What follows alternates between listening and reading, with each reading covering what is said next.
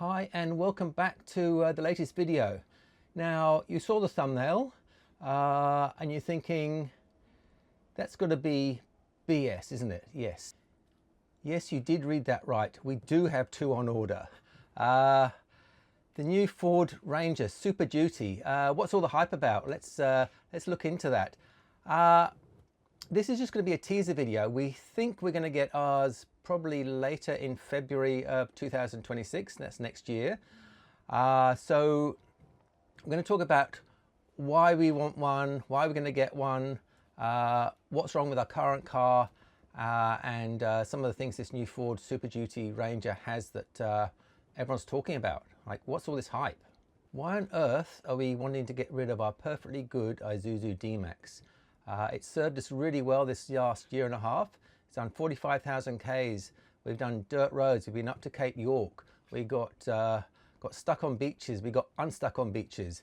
It's been a really good car. It's comfy. It's quiet inside. It does pretty much everything we want it to do. It's taken us everywhere without any problems at all, but it's got to go.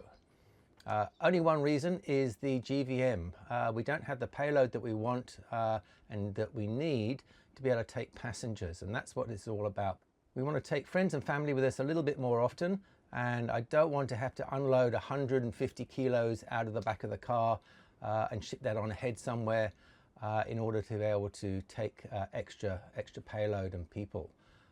This new Super Duty has payload to spare, even after you put all the stuff on it that you want. Even after you put a big heavy van on the back, it's still got payload to spare. So I'm hoping we're going to be 20 or 30%, maybe even more, under the max, which gives us much more margin for safety, much more margin for wear and tear. We're going to be under stressing it rather than not stressing, but certainly having our current vehicle kind of closer to the max of what it was designed for. This goes the same for most people out there. Almost no matter what you're driving, if you've got a heavy-ish caravan on the back, you're going to be getting close to the design limits that it was originally built for. Even if you've had a GVM upgrade, even if you've had all the suspension done, even if you've done tunes, even if you've done modifications, it's still taking it up to where it was designed for. Now, with this new Super Duty, we're coming in well under the bar. The Super Duty will give us so much more payload, which means we can have much more peace of mind about being legal and compliant and well under the weights when we're traveling around with the caravan on the back and passengers and loaded up with all our bits and pieces. What's all the hype about this new Super Duty Ranger? It's a bit like a regular Ranger on steroids. They beefed up the GVM and GCM. They're now talking about the car can be 4.5 ton at GCM, which is just insane. It can tow 4.5 ton. That's insane. Combined weights for a GCM 8 tons, so it's a little bit less than the two combined. That means you can have peace of mind almost no matter what you're going to tow, what you're going to put on the car, in the car, you're going to be under your limits. It's going to be a total game changer for all of us towing caravans and traveling around Australia. This is going to be the answer to our prayers. It means we don't have to worry about weights anymore. Let's look at all the things that come as standard on the Ranger. This is straight from the factory, going to be covered under warranty, and it's been designed for these sort of specifications. It's just crazy. It's got full-time four-wheel drive for a start. That's always nice. It means when you're driving normally, you've always got four-wheel drive, which gives you a little bit of extra peace of mind and safety.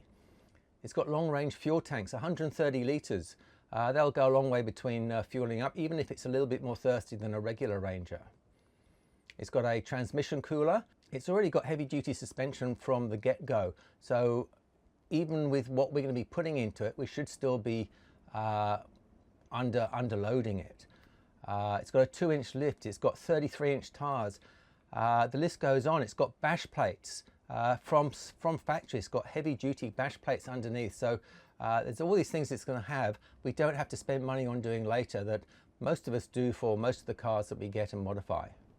Now, I've done some rough maths on the back of an envelope, and I reckon with all the modifications that come as standard, you could spend upwards of $30,000 if you took a standard Ranger or a standard LandCruiser or a standard regular ute to get it up to the same sort of spec, and you're still going to be at the limit of what it was designed for. This has been designed from factory to meet these specs. It's just wild.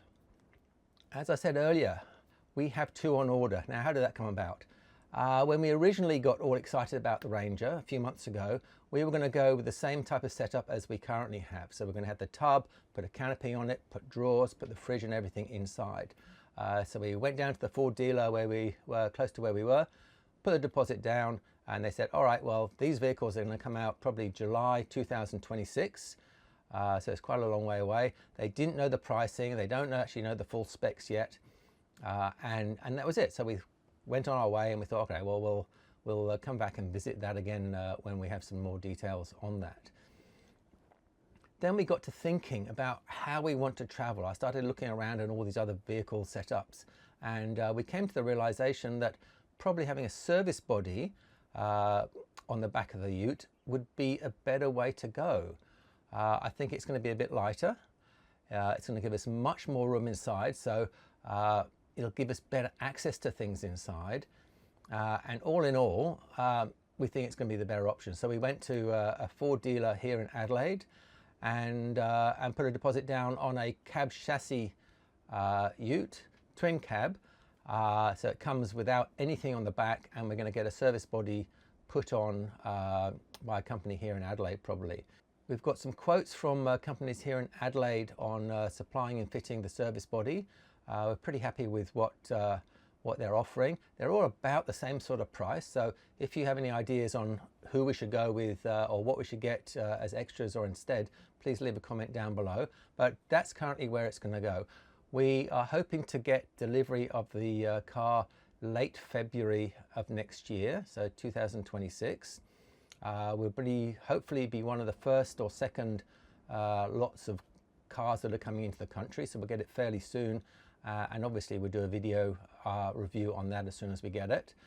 And that's where we're at. We'll probably be getting a deposit back for the first one that we ordered. So that'll pay for something on the car that we have forgotten about probably. All right, so one of the elephants in the room is how much is this going to cost? Now, I think it's going to cost about 115,000 or so for the car and the service body and drive away price. The car itself is around the 95 to 100,000, which is a lot of money for you. But having said that, a regular Range is going to cost you 75,000, and then you've got to spend 30-odd thousand to get it up to the same sort of spec and accessories as we're going to have as standard on the car. If you go for a LandCruiser 300 series, 120, 150,000, they got no payload from new, so you've got to spend 30,000 again on GVM upgrades. The same with the big American trucks. If we want a Ford F-150, a 250, a Ram, you've got to spend a whole lot of money to get the payload that we're getting here from scratch. For us, this is going to be a big win. No more having to worry about our GVM weight limits. We can take passengers easily. We can put stuff in the back. We can put a rooftop tent on the vehicle. All in all, it's going to answer all of our wish lists. Last but not least, why are we getting it? Shirley said she wants to have a Ranger, so that's that. And that pretty much brings me to the end of this video.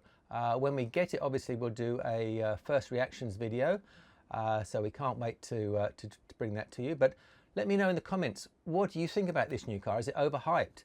Are they missing something? Is there something they should have done that they haven't done? Now, we know it's a slightly detuned Ford Ranger engine, but that's so that it actually will last longer and get less strain. It's got the same amount of torque. I think it's going to tow the same as the D-Max.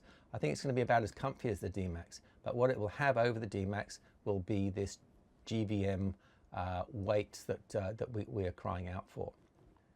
That's about it for this video.